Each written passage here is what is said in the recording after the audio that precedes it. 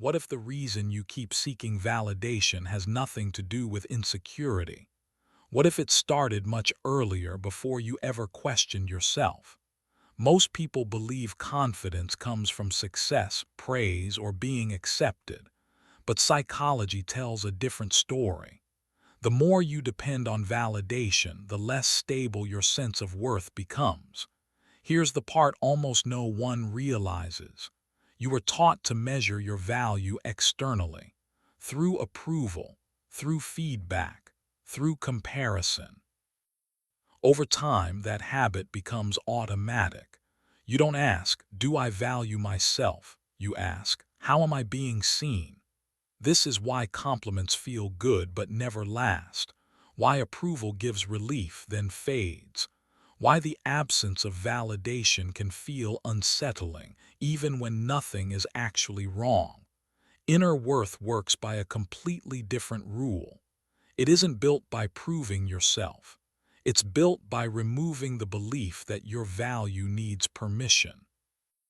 The moment you stop looking outward for confirmation, something shifts inside. Your decisions become quieter. Your boundaries become clearer. Your sense of self stops fluctuating with opinions. In the next few minutes, you'll learn how inner worth is formed, why seeking validation weakens it, and how to begin reclaiming a sense of value that doesn't depend on being seen, liked, or approved. Stay with this. What you're about to understand can change how you relate to yourself for the rest of your life. Chapter 1. How validation steals your life. You don't need more confidence. You need freedom.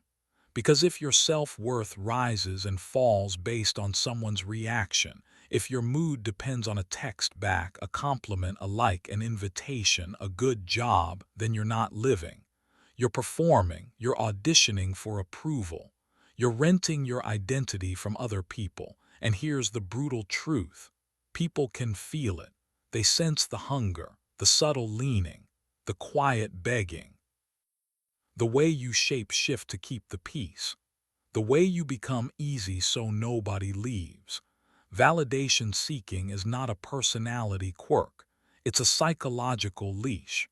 And today you cut it, not by becoming cold, not by becoming arrogant, but by building something so strong inside you that praise becomes optional, criticism becomes information, and rejection becomes redirection.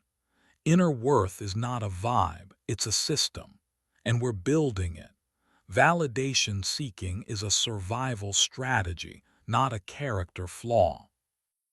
Most people learned early that approval meant safety. If you were praised for being good, you learned to be agreeable. If love felt conditional, you learned to earn it. If criticism felt dangerous, you learned to avoid risk. If conflict meant withdrawal, you learn to people please. The adult you isn't weak. The adult you is running an old survival program, but you're not a child anymore. You don't need to negotiate your value. Here's the loop that keeps people trapped. You feel insecure. You perform for approval. You get a hit of relief when someone approves. Your brain learns that approval fixes pain. Next time you need more approval to feel okay. That's not confidence, that's addiction. And like all addictions, it escalates. You start resenting the people you're trying to impress. You feel invisible because nobody sees the real you. You become exhausted from keeping masks on. External validation is unstable by design. People are inconsistent, busy, biased, distracted, and human. If your worth depends on them, it will always feel shaky. You can't build a stable identity on a moving floor, and the hidden cost is this. You abandon yourself. You say yes when you mean no. You stay quiet when you should speak. You tolerate disrespect to avoid discomfort.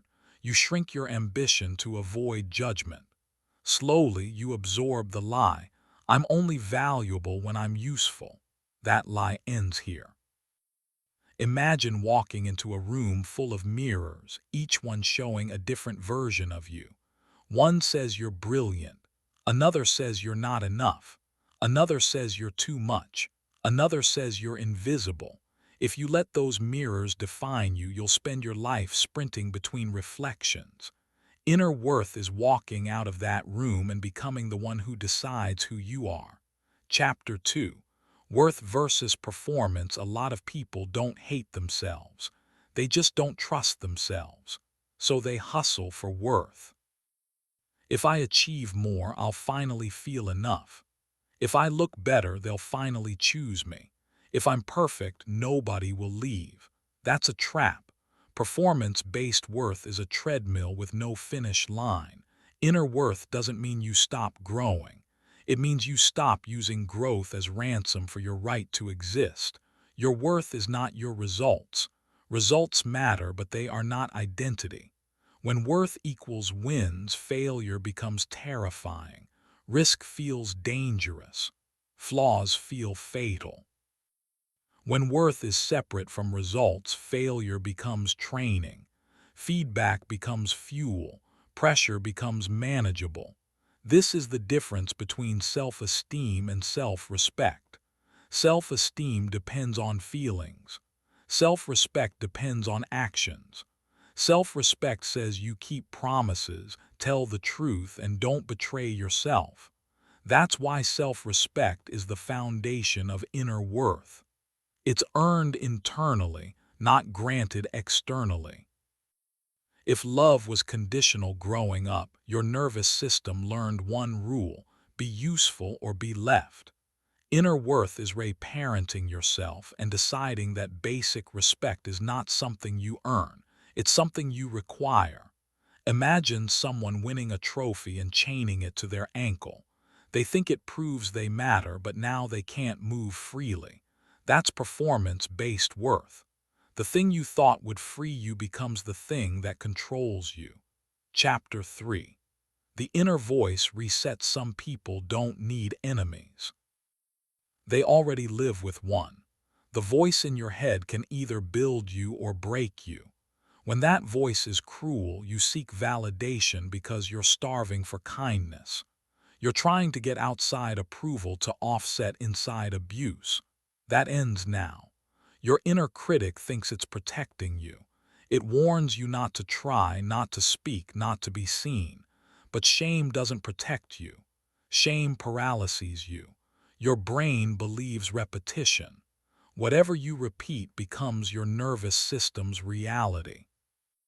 The goal isn't constant positivity, it's accurate, empowering truth. Not I'm perfect, but I'm improving.